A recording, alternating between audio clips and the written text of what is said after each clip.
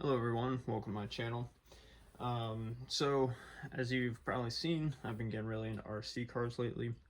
At first they were just kind of something to pacify me because I was looking to get into real cars, but the more I played with the RC cars, the more I ran them around, found different places to go with them, the more fun it got, and the more fun it kind of is than probably I would have had with a real car, at least in the short term, and potentially the long term as well. Now, what this video is truly about is a review on the Traxxas Slash. Now, this Traxxas Slash is a two-wheel drive with the brushed motor. What I did was I got two kind of mid to entry level models, one on-road, one off-road car, so that I could better experience them before fully diving in with maybe a more experienced, or I shouldn't say experienced, should say a higher quality model. So this is that Titan 12 motor there with the XL5 ESC, and then of course a pretty standard servo, like receiver and servo. So I believe I've had this about 6 weeks. I see a lot of people who take it out for like one run and do a whole day to review a car. I honestly don't think that's the way to do it. I understand for these bigger channels, they're going through car after car after car, and that's kind of how they do it. They give you a general review on the specs itself, which I will do, but it's more so a review of like how I feel about this car. So the short of it is, we do have the steel connectors, the steel shocks with the plastic caps. A lot of it is plastic since it's a basher and it's an entry-level model. Got the skid plates, those A-arms, plastic servo arm, all that good stuff. I believe those are just the standard Goodrich tires. Just a rear differential since it is the two-wheel drive, all that good stuff. So that's kind of a general spec. Most of you probably already kind of know that stuff, or if you don't, what's actually in it probably doesn't matter to you that much if you're watching this video. It's probably what does it do for you.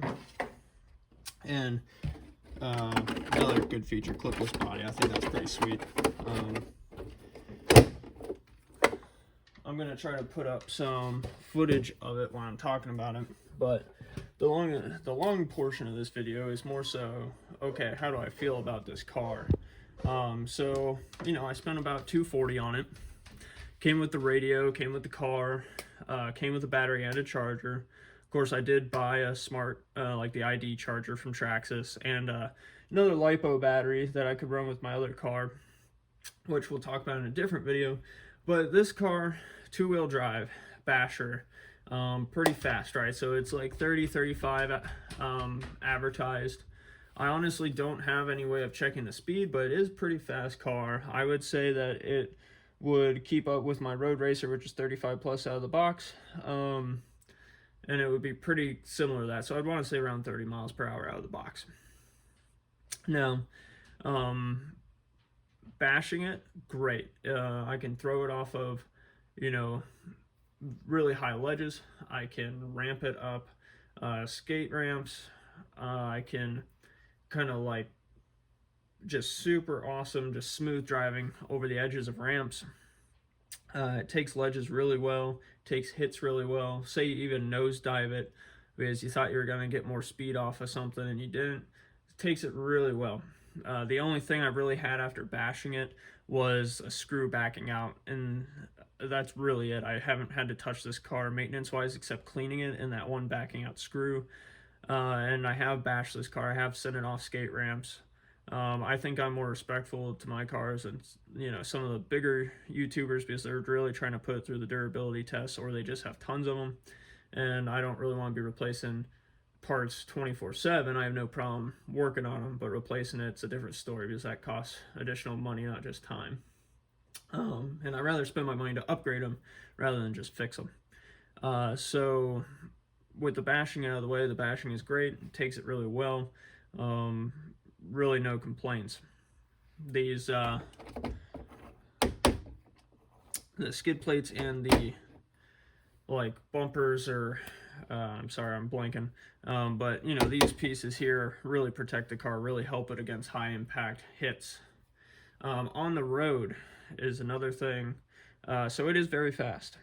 You could use this car for pretty much everything. It's very well rounded.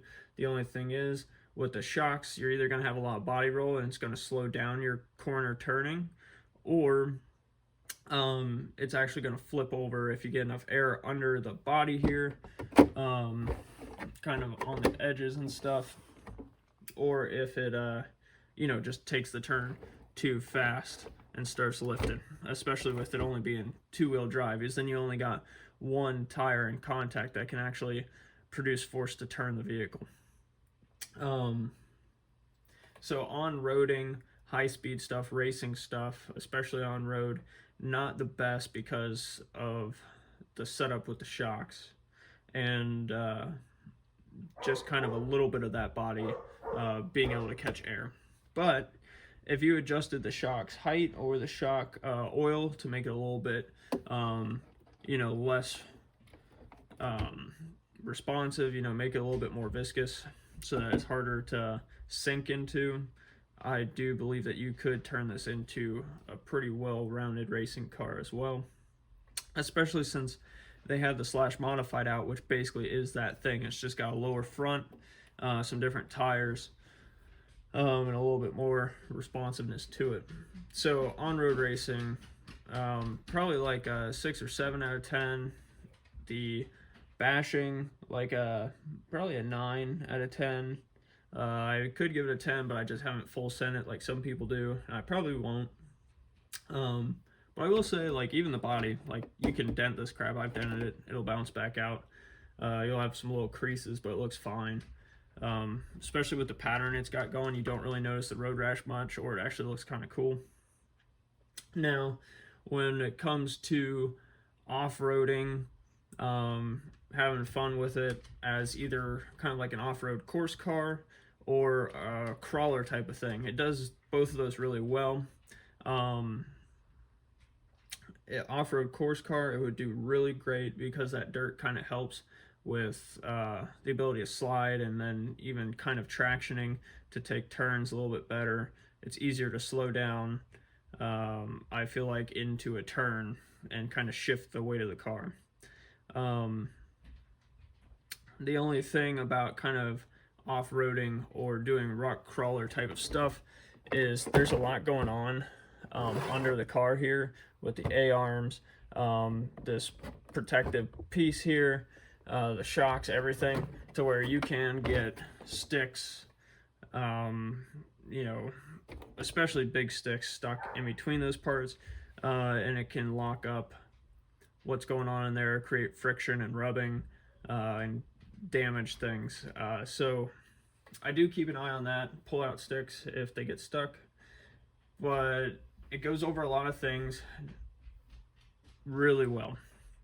The off-roading is very good, and what I would say is it's probably going to be an 8 out of 10 for me because it can take the abuse, it can go off-road really well, but if you're trying to do crawling or some extreme off-roading, the two-wheel drive limits this model pretty significantly, whereas the four-wheel would allow you to get over quite bigger obstacles or awkward obstacles. So 8 out of 10 on that, but all around, this car is extremely well versed. You can do just about anything you want with it, and for the price of $240, really good deal. I started out having a lot more fun with my on-road racer, but as I got more experience with both of them, this one has slowly become my favorite just because you have to fix it less, it takes more abuse, and it can do more things. If you're just getting into RCs or you're wanting one to kind of bash and not worry about breaking because it's a lower price, and if you break it you can repair it easier, or it just won't break as often, I think this is really a great way to go. I hope you enjoyed the video, you got something out of this, and if you have any questions, leave it in the description or the comments and I can respond to you, or even post another video about it. And have a great one.